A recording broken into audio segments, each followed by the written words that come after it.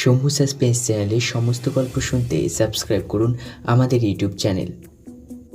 আজ আপনার জন্যে মুরারি মোহন বিডের লেখা পোড়ো মন্দিরের রহস্য। দুর্ভাগ্যবশত মুরারি মোহন বিডের সম্বন্ধে আমরা কোনো রকম তথ্য সংগ্রহ করতে পারিনি। গল্পটি আমরা নিয়েছি দেব সাহিত্য কুটির থেকে প্রকাশিত শুকতারা 101 গোয়েন্দা ও রহস্য গল্প এই বইটি থেকে। শুকতারা পত্রিকার বয়স হয়ে গেছে প্রায় 72-এর কাছাকাছি। দীর্ঘদিন রাজত্ব করার পরেও এই শিশু ও কিশোর পত্রিকাটির জনপ্রিয়তা একটুও কমেনি। বইটিতে যেমন স্থান পেয়েছেন শীর্ষেন্দু মুখোপাধ্যায়, সৈয়দ মুস্তাফা সিরাজ, আশাপূর্ণা দেবী, তেমন স্থান পেয়েছেন মুরারি মোহন বিডও। গল্পটি প্রথম প্রকাশিত হয় 1831 সালে। প্রধান চরিত্রে বিপিন ও অজয়। বিপিনের ভূমিকায় সৌম্য, অজয়ের ভূমিকায় অরুণাভ। শুরু হচ্ছে মুরারি মোহন বিডের লেখা পোড়ো মন্দিরের রহস্য।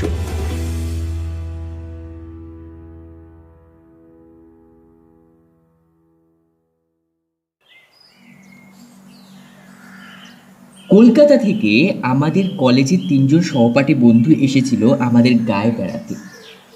তাদের নিয়ে আমি সেদিন বৈকালে গিয়েছিলাম গা ছাড়িয়ে মাইল 3 দূরে ময়ূরাক্ষী নদীর তীরে। ওখানকার ময়ূরাক্ষীর 2 তীরের শোভা বড়ই মনোমুগ্ধকর। ভেবেছিলাম সন্ধ্যার কোল অবধি নদীর ধারে গল্পগুজব করে তারপর বাড়ি ফিরব। অন্ধকারে মাঠের মধ্যে দিয়ে আসতে পথে সাপ কোপে সম্মুখীন হতে পারি এই ভয়ে বাবার পার্সেলের টর্চটা সঙ্গে নিয়ে নিয়েছিলাম। গরমকাল, 6:30তেও তখন অনেক বেলা, প্রায় 6:30 হবে তখন। আমরা 4 জনে কবিগুরুর একটা গান নিয়ে আলোচনা করছি। আলোচনায় আমরা এতই মুশকিল ছিলাম যে পশ্চিম আকাশ কালো করে কখন যে প্রায় অর্ধেকটা আকাশ মেঘে ঢেকে ফেলেছে খেয়ালই হয়নি। হঠাৎ ঝড় উঠতে খেয়াল হলো। আমরা ধড়মড় করে উঠে পড়ে একরকম ছুটতে ছুটতে বাড়ির পথে হাঁটা দিলাম। আমি জানি এই 1.5 মাইল পথের মধ্যে কোনো ঘর বাড়ি নেই, অর্থাৎ বৃষ্টির হাত থেকে শরীর বাঁচাবার মতন কোনো আশ্রয় নেই। বরাত বন্ধ। 5-7 মিনিটের মধ্যেই দৈত্যের মতন কালো মেঘটা সারা আকাশ ছেয়ে ফেলল এবং মুষলধারে বৃষ্টি নামল। সেই সঙ্গে ঝড়ের সে কি বেগ! প্রাণপণে ছুটতে লাগলাম আমরা 4 জনে। ছুটতে ছুটতেই আমাদের খেয়াল হয়ে গেল যে আর একটু এগোলেই আমাদের ডান পাশে পড়বে একটা পোড়ো কালী মন্দির। সন্ধ্যার পর ওই মন্দিরের ধারে কাছে কেউ ঘেঁষে না। আমার মন চাইছিল না ওইদিকে যাবে। গায়ের অন্যান্য সকলের মতন ওই মন্দিরের প্রতি আমার মনেও ভয় আছে। ভয়ের কোনো কারণ যদিও আজ পর্যন্ত কিছু ঘটেনি কারোর ক্ষেত্রে। ভয়টা কেবল সংস্কার বসে। তবু যদি আমি একা থাকতাম তাহলে অবশ্য ভয় পাওয়ার একটা কারণ থাকতো। কিন্তু আমরা রয়েছি 4 জনে, সঙ্গে রয়েছে 5 সেলের টর্চ। অযথা ভয় পাওয়ার কোনো কথাই নেই। তাই মনে সাহস পেয়ে আমি বন্ধুদের নিয়ে আধ ভেজা হয়ে ওই পোড়ো মন্দিরটার চাতালে গিয়ে উঠলাম। মন্দিরের 2 পাশে ও পিছনে আরো খানচারেক ঘর আছে। এই মন্দির ছিল নাকি একজন তান্ত্রিকের। ঘরগুলোর মধ্যে একটাতে নাকি মায়ের ভোগ রান্না হতো, অন্য ঘরগুলিতে চেলাচামুন্ডাদের নিয়ে তান্ত্রিক বাস করত। মন্দির ও ঘরগুলির কিছু কিছু অংশ এখন ভেঙে পড়েছে। দেওয়ালের ছাদে গাছপালা গজিয়েছে। মন্দির প্রাঙ্গণ লতাগুল্মের ঝোপঝাড়ে আবৃত। এমন মুষলধারে বৃষ্টি না নামলে আমি কখনোই এই পোড়ো মন্দিরে আশ্রয় নিতাম না। এখন মাত্র সন্ধ্যা রাত, কিন্তু জায়গাটা পারিপার্শ্বিক পরিস্থিতি দেখে মনে হচ্ছে এখন যেন মাঝরাত। বন্ধু শ্যামল বলল, আচ্ছা, জায়গাটায় আমাদের নিয়ে এলি বটে, সাপ কোপে কামড়াবে না তো? আমি টর্চটা জেলে চারিদিকে দেখে নিয়ে বললাম, দেখে তো সেরকমই মনে হচ্ছে।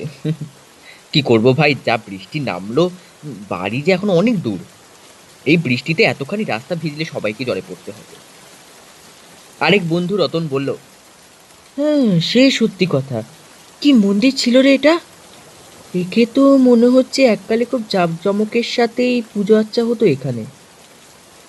বললাম, হ্যাঁ, মারাত্মক রকমের জাঁকজমক সহকারী এখানে কালী প্রতিমার পুজো হতো। সেই জাঁকজমক ছিল এতই মারাত্মক, কোনো লোক পুজো দেখা তো দূরের কথা, কোনোদিনও প্রতিমা দেখতেও এখানে আসতো না। এই কথা শুনে রতন ওর অজয় এবং শ্যামল সবিস্ময়ে জিজ্ঞাসু নেত্রে আমার দিকে তাকালো। আমি বললাম, শোন তবে এই মন্দিরের ইতিহাস যেটুকু আমি জানি। আমার ঠাকুরদার বয়স যখন 24-25, সেই সময়ে এই মন্দিরের কালী সাধনা করত একজন তান্ত্রিক কাপালিক। শুনেছি সেই কাপালিকের চেহারা এতই ভয়ঙ্কর ছিল যে কোনো সাধারণ মানুষ তার ধারে কাছে যেত না। 7-8 জন চেলা ছিল তাদের চেহারাও ছিল ভয়ঙ্কর। ওই যে বেদিটা দেখছিস, ওই বেদির উপরেই থাকতো কালী মূর্তি। তখন কেউ জানতো না যে এই মূর্তিটা নকল।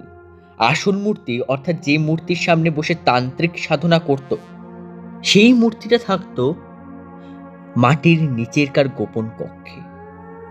মন্দিরের পিছন দিকে একখানা ঘর আছে, সেই ঘরের মেঝের মধ্যে দিয়ে নিচেকার ঘরের যাবার সিঁড়ি আছে। এই ব্যাপারটা আকস্মিকভাবে টের পেয়ে যায় আমাদের গায়ের একদল ছেলে। দলে তারা 6 জন ছিল। সেদিন তারা গিয়েছিল পাশের গায়ে এক বউ ভাতের নিমন্ত্রণ খেতে। খেয়ে দিয়ে যখন তারা ফিরছিল তখন রাত 11টা। আমরা আজ যে কারণে মন্দিরে এসে ঢুকলাম, সেই দিনও তারাও একই কারণে এই মন্দিরে আশ্রয় নিতে বাধ্য হয়েছিল। আজকের মতন সেদিন রাতে এমন মুষলধারে বৃষ্টি নেমেছিল। তারা এই মন্দির চাতালে উঠে দেখে প্রতিমার মন্দিরের দরজা বন্ধ, মানুষের কোনো সাড়াশব্দ পাওয়া যাচ্ছে না। তারা ভাবলো কাপালিক ও চেলাচামুন্ডারা সবাই বোধহয় ঘুমিয়ে পড়েছে। এমন সময় তাদের কানে পৌঁছায় পূজার ঘণ্টার ধ্বনি। কিন্তু ঘণ্টার ধ্বনির আওয়াজ তাদের কানে আসছিল, সে আওয়াজটা ছিল খুব চাপা। প্রথমটা তাদের মনে হয়েছিল খানিকটা দূর থেকেই বোধহয় আওয়াজটা আসছে, তাই এমন চাপা মনে হচ্ছে।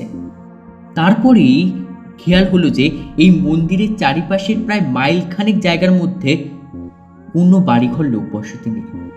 তবে তবে ওই ঘণ্টার ধ্বনির শব্দ আসছে কোত্থেকে? পূজার সময় পুরোহিত যে ঘণ্টা বাজায় সেই ঘণ্টার শব্দ। তাহলে নিশ্চয়ই এই মন্দিরের মধ্যে কোনো অন্য বন্ধ করে পুজো হচ্ছে। এই কথা মনে হতে ওই 6 জন ছেলে উঠে দাঁড়ালো। ওদের মধ্যে 3 জনের কাছে টর্চ ছিল। একজন বলল, চল না ভিতরটার দিকটা একটু চুপি চুপি ঘুরে আসে, দেখি কোথায় কি পুজো হচ্ছে। যতগুলো ঘর ওই মন্দিরের ভিতরে ছিল সব ঘরের দরজাই তারা বন্ধ দেখল। ছেলেরা প্রত্যেকটি দরজার গায়ে কান দিয়ে বুঝল, না, এই সব ঘরের মধ্যে দিয়ে কোনো আওয়াজ নেই। তবে ঘন্টার শব্দ আসছে কোত্থেকে? তারপর তারা মন্দিরের পিছন দিকেই যেতেই তাদের মনে হলো যেন ঘন্টার আওয়াজটা ওখানেই স্পষ্ট। টর্চের আলোয় দেখলো সেখানে একটা ঘর রয়েছে এবং ঘরের দরজাটাও আধ খোলা অবস্থায় রয়েছে। ছেলেরা এবার আরো হুঁশিয়ার হলো। ঘরটার মধ্যে কোনো লোকজন থাকতে পারে বলে তাদের মনে সন্দেহ হয় তারা অন্ধকারের মধ্যে গা মিশিয়ে নিশ্চুপে অনেকক্ষণ অপেক্ষা করলো। কিন্তু ওই ঘরটায় জনশূন্য রয়েছে। এই ব্যাপারে নিশ্চিন্ত হয়ে তারা সকলে ধীরে ধীরে ওই কক্ষে প্রবেশ করল। ভেতরে কি আছে এটাই তারা দেখতে চায়। কিন্তু ঘরটার মধ্যে ঢুকতে ঘন্টার শব্দ আরো স্পষ্ট হয়ে উঠল। এবার তারা বুঝলো ওই ঘরের মধ্যেই ঘণ্টাধ্বনির শব্দ রহস্য লুকিয়ে আছে। টর্চের আলোয় তারা ঘরের মেঝেতে একটা বিরাট চৌকো ভারী লোহার পাত দেখতে পেল। লোহার পাতটা দেখে মনে কেমন যেন সন্দেহ জাগলো। খুব সন্তর্পণে লোহার পাতটার দিকে এগিয়ে একজন সেটা টেনে সরাবার চেষ্টা করলো, কিন্তু সেটা এতই ভারী যে একজনের পক্ষে সেটা টেনে সরানো সম্ভব নয়। তখন তারা করলো কি, 4 জনে ধরে সেটাকে এমন সাবধানে টানতে লাগলো যাতে কোনো রকম শব্দ না হয়। খানিকটা টানতেই একটা গর্তের মুখ তারা দেখতে পেল এবং সেই ঘন্টার শব্দ একবারে স্পষ্ট হয়ে উঠল। তারা বুঝলো ওই ঘরের নিচেরকার কোনো চূড়া কুঠুরিতে ঘন্টা বাজছে এবং সেই ঘরে যাবার এটাই হলো গুপ্তদ্বার। ছেলেরা রহস্যের গন্ধ পেল। এমন গুপ্ত কক্ষে পূজা অর্চনা করার কারণ কি? নিগূঢ় কারণ নিশ্চয়ই কিছু একটা আছে এবং সেই কারণ জানবার জন্যে তাদের সকলকার ডান পিত্রে মন আনচান করে উঠল। তারা সেই লোহার পাতটাকে আরো খানিকটা সরিয়ে গুপ্তদ্বার সম্পূর্ণ উন্মুক্ত করে ফেলল। তারা দেখতে পেল কয়েক ধাপ সিঁড়ি সোজা নিচের দিকে নেমে গিয়ে ডান দিকে বেঁকে গেছে। গুপ্ত কক্ষে যে আলো জ্বলছে তারই আলোয় আলোকিত হয়ে আছে সিঁড়ির বাঁকের মুখটা। ফলে সমস্ত সিঁড়িটাই মোটামুটিভাবে দেখতে পাচ্ছে তারা। অতঃপর ছেলেরা মুহূর্তকালের জন্য একবারে চুপি চুপি যুক্তি করে স্থির করে নিল যে তারা নিঃশব্দে সিঁড়ি বেয়ে খানিকটা নিচে নেমে দেখে আসবে কি ধরনের পুজো হচ্ছে ওখানে, যে পুজোর জন্য এত গোপনীয়তা প্রয়োজন। সিঁড়ির সেই বাঁক অবধি নেমে ছেলেরা সন্তর্পণের ডান দিকে দৃষ্টিপাত করে যা দেখতে পেল তাতে তারা ভয়ে বিস্ময়ে একবারে হতভম্ব হয়ে গেল। তারা দেখল দরজা জানলাবিহীন মাঝারি আকারের একখানা ঘরের একপাশে হাত তিনেক লম্বা এক কালী প্রতিমা। কালী প্রতিমার সামনে একজন ভয়ঙ্কর দর্শন তান্ত্রিক কাপালি পূজায় মগ্ন। তার আশেপাশে কয়েকজন চেলা দাঁড়িয়ে রয়েছে। তাদের মধ্যে দুজন একটি 10-12 বছরের বালককে ধরে আছে, আর একজনের হাতে রয়েছে একটি তীক্ষ্ণ ধার খড়গ। এছাড়া ঘরখানার একটি কোণে জড়ো করা ছিল কয়েকটি সুতীক্ষ্ণ বর্ষা এবং আরও কোটা চারেক খড়গ। ছেলেরা বুঝল এই মন্দিরের আসল পূজা এখানেই হয় এবং নরবলি পর্যন্ত হয়ে থাকে। ইতিমধ্যে কাপালিক পূজা শেষ করে আসন ছেড়ে উঠে দাঁড়ালো এবং ঘাতকের দিকে চেয়ে ইশারায় বলির নির্দেশ দিল। ইশারা পেয়ে ঘাতক শক্ত করে খাড়াটাকে বাগিয়ে ধরল, আর সেই চেলা দুজন বালকটিকে নিয়ে এগিয়ে এলো প্রতিমার সামনে। এরপরের অমানসিক মর্মান্তিক দৃশ্যটি দেখবার জন্যে গায়ে সেই ছেলেরা আর সেখানে অপেক্ষা করেনি। কোনো সুস্থ মানুষের পক্ষে সেই দৃশ্য দাঁড়িয়ে দেখা সম্ভব নয়।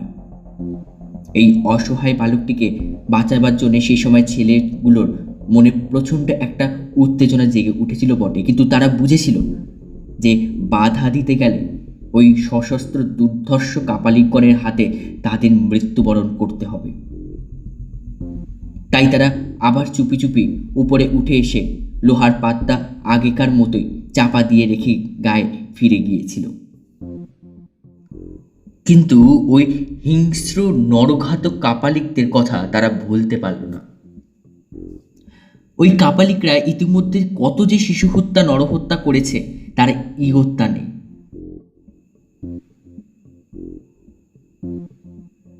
তবে ওইসব বলি ওরা আমাদের আশেপাশের গা থেকে জোগাড় করতো না।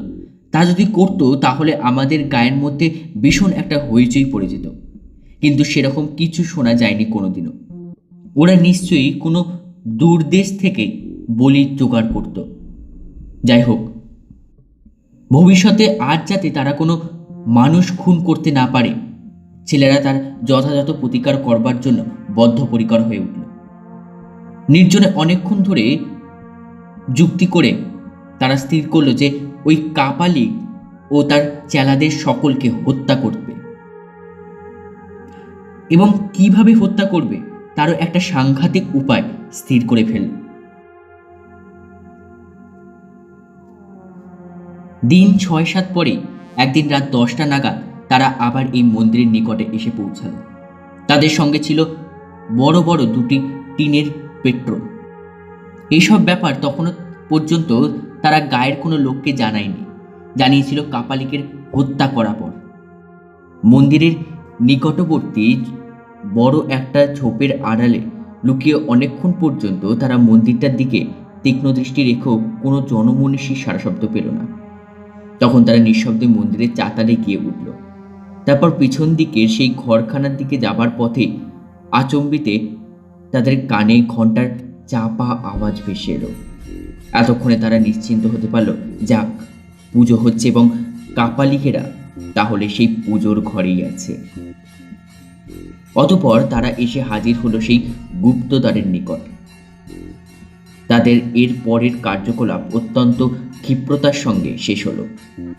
একজন একটু তফাতে সরে গিয়ে দেশলাইয়ের কাঠি জেলে একটা কাগজ ধরালো, আর একদিকে অন্যান্যরা লোহার পাতটা টেনে সরিয়ে ফেলে সেই গুপ্ত গহ্বরের মধ্যে 2-3টে পেট্রোল সম্পূর্ণ ঢেলে দিল।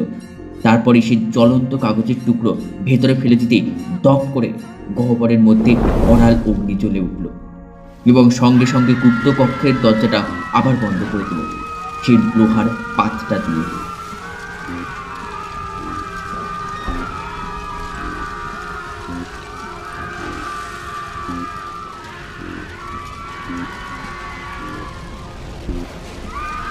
ততক্ষণে গুপ্ত কক্ষের মধ্যে কাপালিকদের বীভৎস অন্তিম চিৎকার শুরু হয়ে গেছে, কিন্তু সে চিৎকার অতি অল্পকালের মধ্যেই থেমে গেল।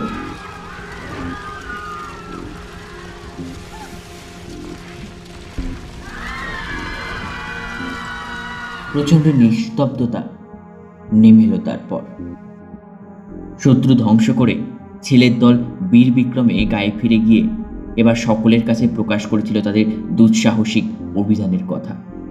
শুনে গায়ের লোক স্তম্ভিত হয়ে গিয়েছিল। কিন্তু এই মন্দিরের ধারে কাছে আগেও যেমন কেউ আসতো না, কাপালিকদের মৃত্যুর পরেও কেউ কোনোদিনও শখ করে এদিকে আসেনি। সেদিন ছেলেরা যেমন এসেছিল, আমরা যেমন এলাম, তেমনি নিতান্ত দায়ে পড়ে হয়তো কেউ কদাচিৎ এদিকে এসে থাকতে পারে। গল্প শেষ করে আমি চুপ করতেই অজয় বলল, এমন কাণ্ড! অপর দুই বন্ধু নীরব। হঠাৎ ভয়ে আমার সারা দেহ শিউরে উঠল, সর্বশরীর কুঁকড়ে গেল আমার। হ্যাঁ, বেশ স্পষ্টই শুনতে পাচ্ছি ঘন্টার শব্দ, যদিও খুব চাপা, তথাপি সাংঘাতিক রকমের স্পষ্ট। সেই বহুকাল আগেও যেমন ছিল, এখনো তেমনি সেই মন্দিরের চারিপাশে প্রায় মাইলখানেক জায়গার মধ্যে কোনো ঘর বাড়ি নেই। তবে তবে কোত্থেকে আসছে ঘন্টার শব্দ? সেই গোপন কক্ষে আবার কি নতুন কোনো কাপালিক আশ্রয় নিয়েছে? মন্দিরের যা পুরো অবস্থা তাতে নিঃসন্দেহে বলা যায় এখানে কোনো লোক বাস করে না। মন্দিরের সর্বত্র ধুলোবালি, শুকনো পাতা, কাটিকুটিতে ভর্তি। দেওয়ালের ফাটলে ফাটলে গাছপালা জন্মেছে। লোক বাস করলে মন্দিরের চাতালে এমন 1 ইঞ্চি পুরো ধুলোবালিও জমে থাকতো না, শুকনো কাটিকুটিও পড়ে থাকতো না। তবে এই ঘন্টার আওয়াজ আসছে কোত্থেকে? এই মন্দিরের মধ্যে থেকেই আসছে, তাছাড়া আবার কোত্থেকে আসবে? শ্যামল, অজয় আর রতনের কানেও পৌঁছেছে ঘন্টার শব্দ। অজয় দুই ভ্রু কুচকে সন্দিগ্ধ চোখে বলল, ঘন্টার আওয়াজ? ঘন্টার আওয়াজ আসছে না? আমি বললাম, সেই অন্ধকারের মধ্যেও দেখতে পেলাম অপর দুই বন্ধু জলজলে চোখে আমার মুখের দিকে তাকিয়ে আছে। অজয় হচ্ছে 1 নম্বরের ডান পিঠের ছেলে, অত্যন্ত সাহসী। সে আমাকে শুধালো, এই ঘন্টার আওয়াজ আসছে কোত্থেকে তোর বলে মনে হয়? আগে তো কাছাকাছি কোনো ঘরবাড়ি ছিল না শুনলাম, এখন? না, এখনো তেমনি আছে, মাইলখানেকের মধ্যে ঘরবাড়ি কিছু নেই। বললাম, তাহলে? ক্ষণকাল ভাবল অজয়, তারপর পুনরায় বলল, তাহলে কি আবার কেউ বা কারা সেই ঘরে ঠাকুর প্রতিষ্ঠা করে পুজো করছে? অবশ্য দেখে শুনে তো মনে হচ্ছে না 20 বছরের মধ্যেও এখানে কোনো লোক বাস করছে। যাই হোক, ব্যাপারটা না দেখে ছাড়ছে না। আওয়াজ শুনে তো মনে হচ্ছে এই মন্দিরের মধ্যে থেকেই আওয়াজটা আসছে। চল তো, সেই ঘরটার মধ্যে নিয়েছ আমাকে, যে ঘরটায় বলেছিলি লোহার পাতে ঢাকা গুপ্ত পথ আছে। আমার সেদিকে যাওয়ার মোটেই ইচ্ছা ছিল না, কিন্তু পাছে শহরের বন্ধুদের কাছে আমি ভীতু কাপুরুষ প্রতিপন্ন হই, সেই ভয়তে আমাকে ওদের নিয়ে যেতে হলো। মন্দিরের পিছন দিকে পৌঁছাতেই ঘন্টার আওয়াজ খানিকটা স্পষ্ট হলো। ভয়ে থরথরিয়ে কেঁপে উঠলাম আমি। কম্পিত গলায় বললাম, হ্যাঁ হ্যাঁ, সেই ঘরেতেই ঘন্টা বাজছে, কোনো ভুল নেই। আবার আবার কারা এলো? আমি ভীত হয়ে পড়েছি। অজয় বোধ হয় তার টের পেয়ে বলল, কি রে বিপিন, তুই কি ভয় পাচ্ছিস? না না না, ভয় পাবো কেন? তবে তবে ভাবছি আবার কোনো নরবলি ঠরবলি হচ্ছে না তো? অজয় বলল, দেখা যাক না কি হচ্ছে। আমি বুঝতে পারলাম রতন বা শ্যামলের এইসব ব্যাপারে উৎসাহের অভাব রয়েছে। ওরা দুজনে কেমন যেন মিলিয়ে রয়েছে। আমার মতে অবস্থা কি, ভীতু কাপুরুষ প্রতিপন্ন হতে চায় না বলেই নিরুত্তরা এগিয়ে চলেছে। অজয় আমার কাছ থেকে আগে টর্চটা নিয়েছিল। টর্চের আলোয় দুপাশ দেখতে দেখতে সে এগিয়ে চলেছিল। যে কটা ঘর দেখলাম, কোনো ঘরের দরজা জানলা নেই, সব উড়িয়ে নষ্ট করেছে আর ভেঙে চুরে পড়েছে। সর্বত্র ধুলো, বালি, নোংরা ইত্যাদিতে ভরা। এখানে কোনো লোকের যাওয়া আসা থাকলে এই পুরো ধুলোর ওপর পায়ের দাগের চিহ্ন থাকত। কোনো পদচিহ্ন নেই, এমনকি কোনো জন্তু জানোয়ারের পর্যন্ত না। শুধু আমরাই কজন সুস্পষ্ট পদচিহ্ন ফেলে এগিয়ে চলেছি। অসম্ভব, এখানে কোনো মানুষ থাকতেই পারে না, কথাটা আচমকা বলল অজয়। তবে আমি আর শ্যামল দুজনে একই সঙ্গে প্রশ্ন করলাম। অজয় বলল, তবেটা যে কি সেটাই তো জানতে যাচ্ছি। আমরা সেই ঘরটার মধ্যে এসে হাজির হলাম।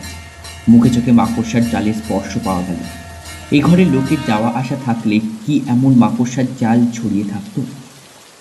এবার উজ্জ্বল টর্চের আলোয় মেঝের দিকে তাকিয়ে দেখতে পেলাম একটা বিরাট মরচে ধরা লোহার পাত পড়ে রয়েছে। ঘরের মেঝে ও লোহার পাতটার উপর 8 ইঞ্চি পুরো ধুলোর আস্তরণ জমে রয়েছে। এখানে ঘন্টার শব্দ আরো স্পষ্ট। একটানা ঘন্টা বেজে চলেছে, মনে হচ্ছে যেন আরতি হচ্ছে। আমরা প্রত্যেকেই উপলব্ধি করতে পারলাম যে এই ঘরের নিচে থেকেই ঘন্টার আওয়াজ আসছে। যেখানে লোকজনের কোনো অস্তিত্ব নেই, সেখানে ঘন্টা বাজে কি করে? এ কি অলৌকিক কাণ্ড! আমার গায়ের লোম খাড়া হয়ে উঠল। ভীষণ একটা বিপদের ইঙ্গিত পাচ্ছি যেন। আশ্চর্য, অদ্ভুত। অজয় নির্বিশেষে দৃষ্টিতে লোহার পাত্তার দিকে তাকাতে তাকাতে কথাটা বলল। শ্যামল বলল, স্পষ্ট বোঝা যাচ্ছে বহুকাল ধরে এই ঘরে কোনো মানুষের পদার্পণ হয়নি, অথচ নিচেরকার ঘরে ঘন্টা বাজছে। ঘন্টাটা আপনা আপনি বাজছে না, নিশ্চয়ই মানুষই বাজাচ্ছে। তো তবে কিসে মানুষের হাওয়ায় মিশে নিচের অন্ধকার ঘরে গেছে, যার জন্য তার পায়ের ছাপ পড়েনি। অজয় বলল, সত্যি ভাববার কথা, এ রহস্যের কারণ জানতেই হবে। এবার আমরা সকলে মিলে লোহাটা টেনে ছড়াতেই গুপ্তপথ নজরে পড়ল, আর সেই সঙ্গে ঘন্টার আওয়াজটাও একবারে কানের কাছে এগিয়ে গেল। কিন্তু কি অন্ধকার ঘরটা! সিঁড়ির একটা ধাপও নজরে পড়ছে না। নিচেরকার ঘরে নিশ্চয়ই কোনো আলো জ্বলছে না। ছোট একটা প্রদীপ জ্বললেও তার আলোর রেখা নিশ্চয়ই আমাদের নজরে পড়ত, এবং সিঁড়ির নিচেরকার দিকটা অন্তত আবছাভাবে আলোকিত হয়ে থাকত। তবে কি পুরোহিত অন্ধকারে বসে পুজো করছে? এ কি অস্বাভাবিক ঘটনা! অজয় চুপি চুপি বলল, আমার পিছু পিছু আয় তোরা, খুব সাবধানে নামবি, টর্চ চালতো না, কোনো রকম শব্দ শব্দও যেন হয় না যেন। দুপাশের দেওয়াল ধরে নিঃশব্দে সিঁড়ির বাঁক পর্যন্ত নেমে দাঁড়ালাম। সঙ্গে সঙ্গে ঘন্টার আওয়াজ থেমে গেল। চোখে কিছু দেখতে পাচ্ছি না আমরা। অস্বাভাবিক অন্ধকারে আমরা চারজনে যেন অন্ধ হয়ে দাঁড়িয়ে আছি। এত নিরেট অন্ধকার জীবনে কোনো দিনও দেখিনি। আমরা সকলে গায়ে গা ঠেকিয়ে বেশ কিছুক্ষণ দাঁড়িয়ে থেকে কোনো মানুষজনের তো দূরের কথা, আরশোলার একটা অস্তিত্ব পর্যন্ত টের পাওয়া গেল না। হঠাৎ অজয়ের হাতের পার্সেলের টর্চটা জ্বলে উঠল। টর্চটার ছিল নতুন ব্যাটারি। উজ্জ্বল আলোয় উদ্ভাসিত হয়ে উঠল চারিদিক। দেখতে পেলাম সেই গুপ্ত কক্ষের মেঝের উপর কতগুলো নরকঙ্কাল পড়ে রয়েছে। প্রতিমা যেখানে ছিল সেখানে পোড়া প্রতিমারও কিছু অংশ খাড়া হয়ে দাঁড়িয়ে রয়েছে। ঘরের একটা কোণে সেই বর্ষা আর খাড়াগুলো রয়েছে। একটা খাড়া পড়ে রয়েছে প্রতিমার কাছাকাছি জায়গায়। পূজার ঘণ্টা এবং কয়েকটা থালা, কোষাকুষি ইত্যাদি প্রতিমার সামনে পড়ে রয়েছে। এই সমস্ত জিনিস আগুনে পুড়ে এবং তার উপর ধুলোর আবরণ জমে এমন চেহারা হয়েছে যে বোঝবার উপায় নেই কোনটা লোহার তৈরি আর কোনটা তামার বা কোনটা পিতলের তৈরি জিনিস। বেশ কয়েকটা ঘর দেখে নিয়ে অজয় গলায় বেশ জোর দিয়ে বলে উঠল, অসম্ভব! এ ঘরে কখনোই ঘন্টা বাজছিল না। ঘন্টার শব্দ অন্য কোথা থেকে আসছিল। আমাদের সকলেরই শোনার ভুল হয়েছে, আর এখানে নয়, ওপরে যাওয়া যাক। আমি বেশ স্পষ্টই বুঝতে পারলাম অজয়ের কথা বলার সময় ওর গলা কাঁপছিল, আর আমার নিজের অবস্থা অত্যন্ত শোচনীয়। কি যেন এক নিদারুণ ভয়ে আমি ঘেমে নিয়ে উঠলাম। যাই হোক, আমরা উপরে উঠতে শুরু করলাম। সবার আগে আছি আমি। আর অকস্মাৎ অজয়ের আত্মচিৎকারে আমরা ভীষণভাবে চমকে উঠলাম।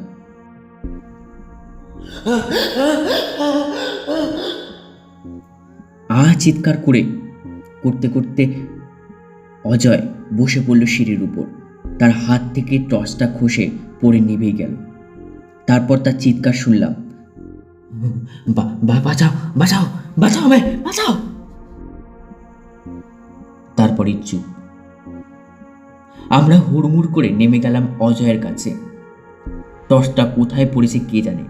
আমরা তো সেই অন্ধকারের মধ্যেই অজয়কে ধরাধরি করে কোনো রকমে উপরে নিয়ে এলাম। বুঝলাম অজয়ের জ্ঞান নেই।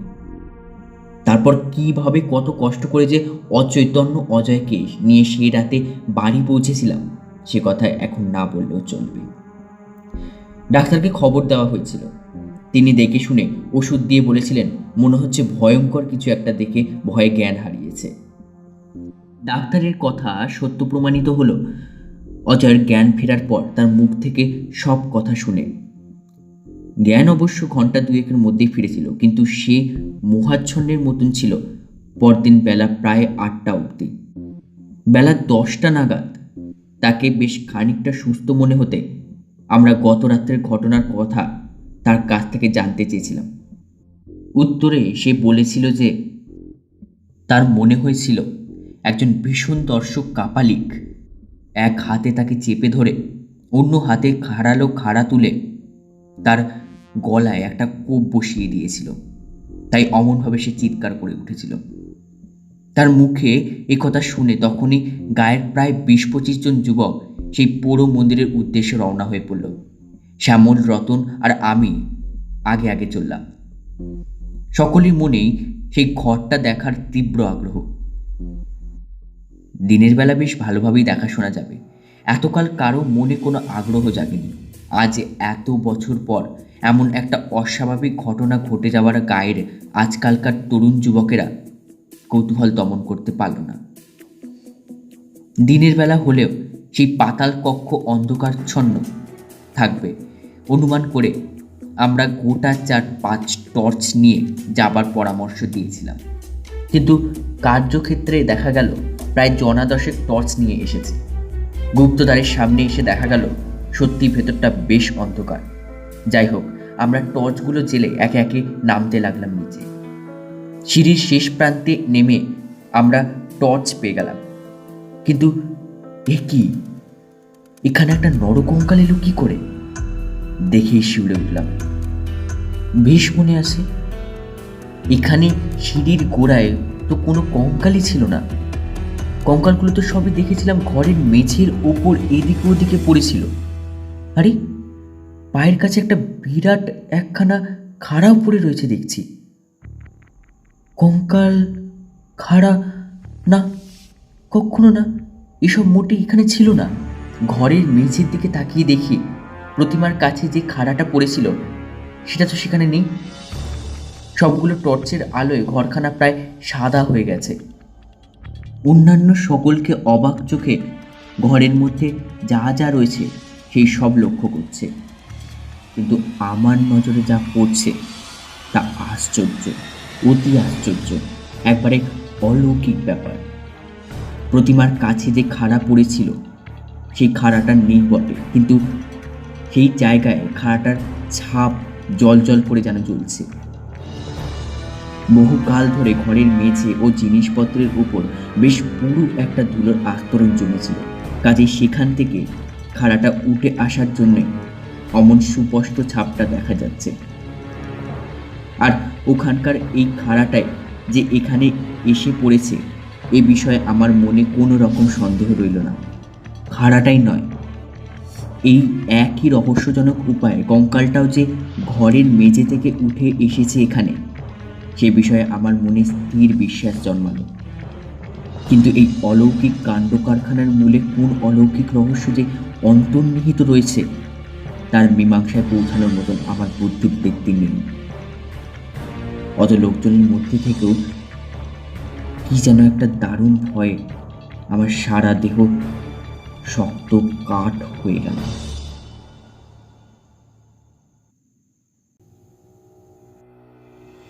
শেষ হলো মুরারিমোহন বিটের লেখা পোড়ো মন্দিরের রহস্য। বিপিনের চরিত্রে সৌম্য, অজয়ের চরিত্রে অরুণাভ, শব্দ পরিকল্পনায় শুভ। শুনবেন আরও একটি নতুন সাসপেন্স স্টোরি পরের শনিবার।